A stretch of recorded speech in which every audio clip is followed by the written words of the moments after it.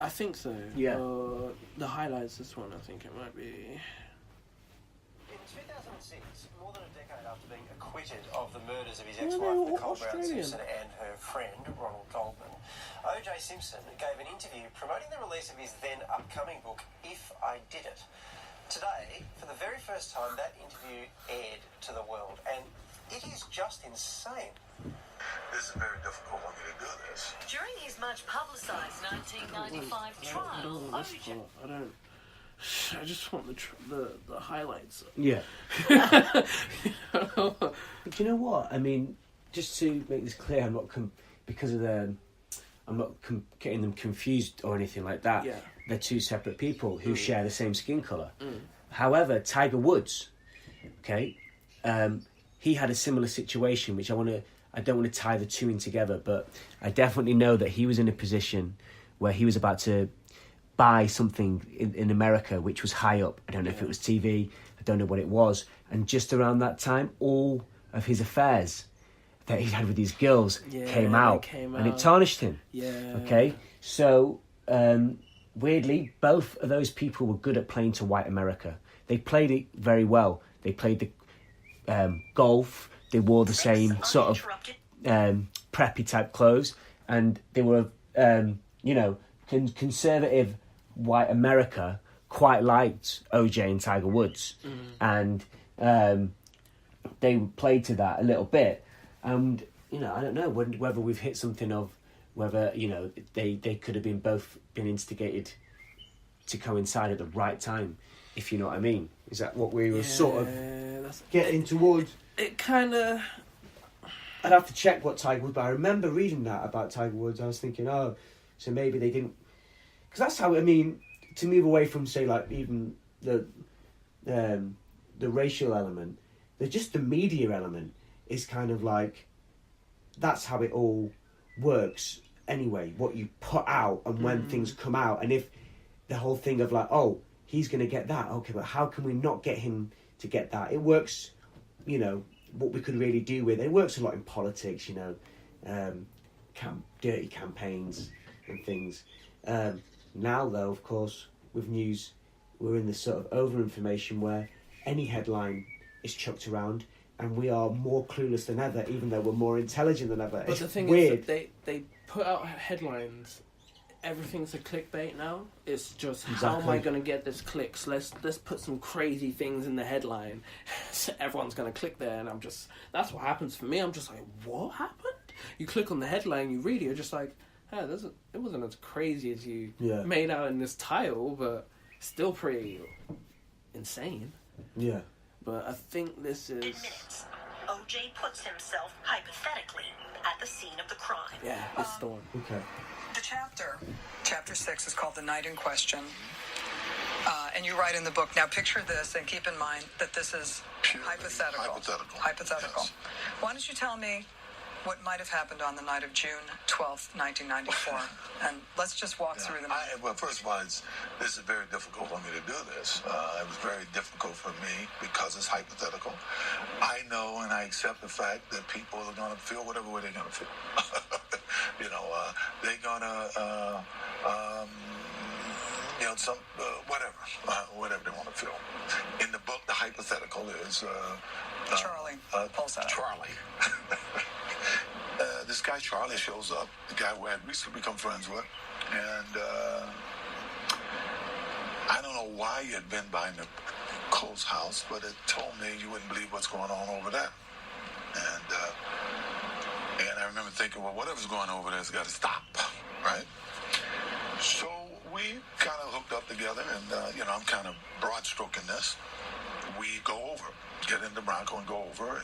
Let's just go back and do the details. Where did you park? This is the detail. You park in the hypothetical in the alley. Right. You park in the alley. Yeah. And you put on a wool cap and gloves. In the hypothetical, I put on a cap and gloves. Right. And you reached under the seat for a knife. I always kept a knife in that car for the crazies and stuff because you can't travel with a gun. And I remember Charlie said, see what I mean? I didn't. Right. Although you're So now talking he's- about a hypothetical, you always kept a Charlie knife took the in your knife. in your car, though. Yeah. Yes. So It's hypothetical, the but back OJ gate, did. you Actually, go through the OJ back did gate, it. 100%. Yeah, we know. and But it was open or broken or I don't recall. okay. I go to the front and I'm looking to see what's going on. now he's dropped the character. It's like he's trying to hold on to this hypothetical, and then partway through he just went, okay, I'm in the character now. It's like he's doing bad acting, and then he went method, and he went in. And music was on, and just while the I was there, detail. a guy shows up. You know, So Ron Too Goldman detailed comes for in the someone back who's gate. a hypothetically guy I talking really about a didn't case. recognize. Yeah. I may have Well, seen many him people around, saw this but as I a really confession didn't that recognize he him to was be able anyone. to, the law, And, flaunt. But you know what? When I I- watched it, in the mood I was in, I started having words with him. wow, He says to you, I just It- came by I to don't know, return it a was pair of such a, glasses. Judy left them at the restaurant. Yeah. powerful thing because it made me cry in parts. The racism in the California Police Department, and in a weird way, how Johnny Cochran was so driven to highlight that because he was amazing, charismatic lawyer, innit? And he had this almost like desire to overlook the murder to make a point about the racism in America, and in a weird way, what did he do? Did he do good or bad for the state of affairs in America? The OJ case is fascinating. It is.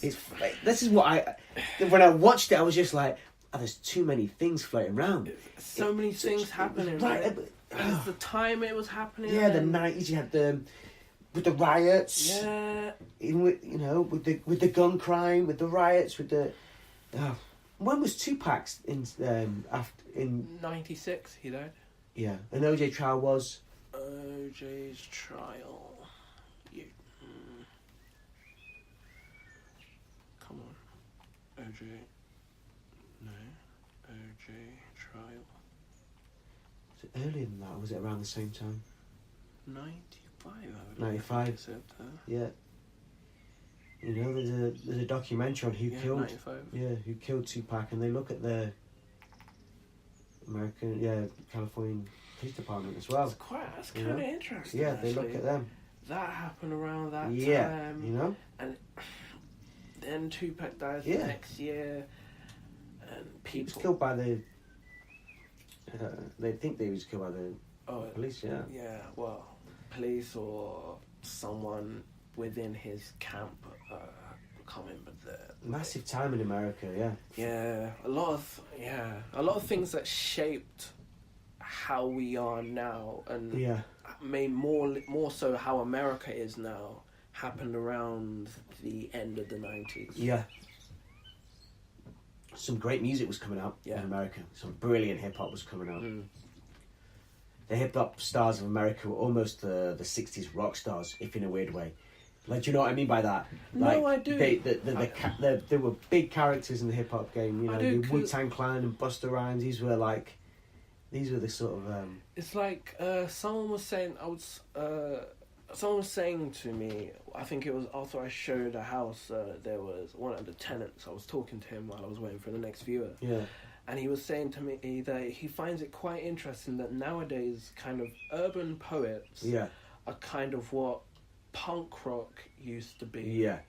Because they're kind of more the anarchists, but kind of because it's our generation, we're not as.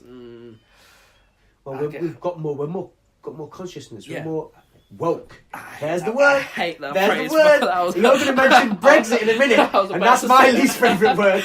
But this is the woke Drake generation, man.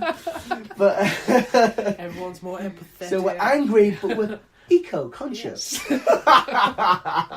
And we're aware of what's going on in the world. It's true though. We are, and we like. We're more conscious than. Rather than woke, we're more awake. Let's put the A there. Let's put the A there, right? Let's get English.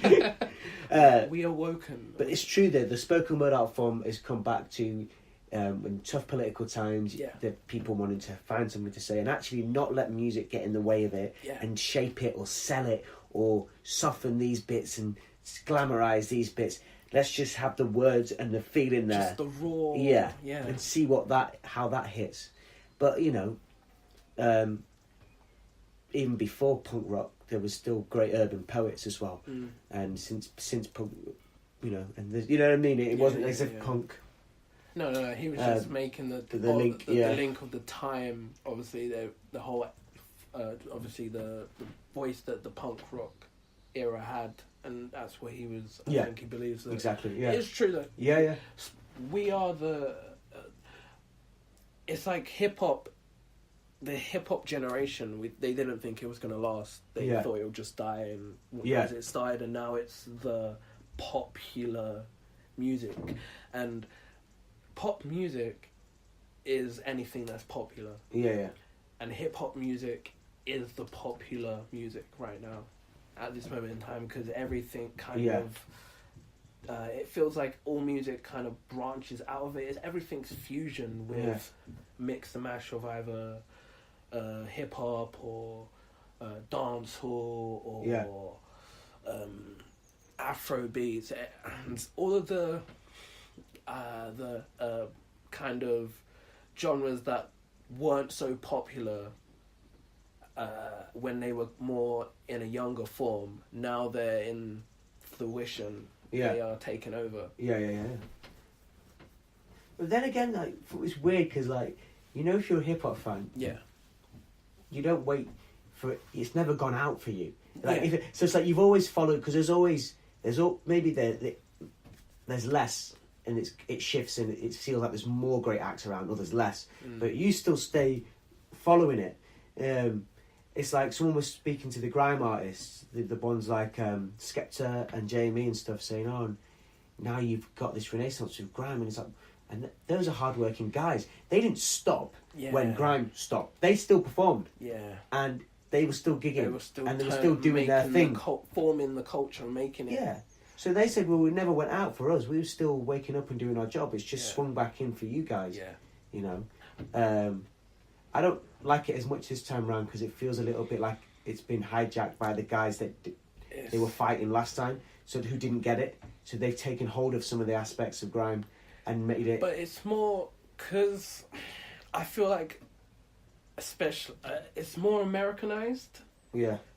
Because we UK, we have a lot of I think they call it drill music.